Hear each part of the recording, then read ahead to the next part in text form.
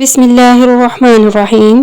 حدیث مبارک ہے کہ رسول اللہ صلی اللہ علیہ وآلہ وسلم نے فرمایا، اس آدمی کی ناک خاک آلود ہو جائے جس نے ماہ رمضان کو پایا لیکن یہ مہینہ اس کی بخشش سے بھی پہلے گزر گیا۔ صحیح حدیث 3668۔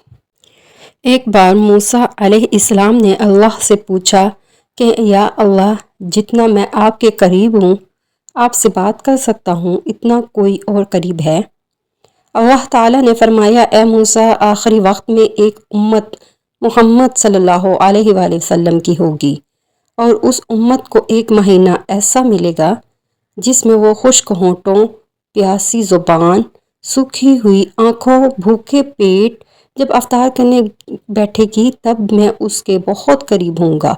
موسیٰ، تمہارے اور میرے درمیان 70 پردوں کا فاصلہ ہے، لیکن افطار کے وقت اس امت اور میرے درمیان ایک پردے کا فاصلہ بھی نہیں ہوگا، اور جو دعا وہ مانگیں گے اسے قبول کرنا میری ذمہ داری ہوگی۔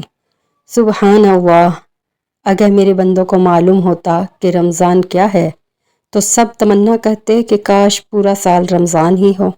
اللہ سے یہ دعا ہے کہ اللہ تعالیٰ ہمارے نماز اور روزوں کو قبول فرمائے اور ہمیں نماز اور روزے رکھنے کی ہدایت عطا فرمائے۔ آمین ثم آمین۔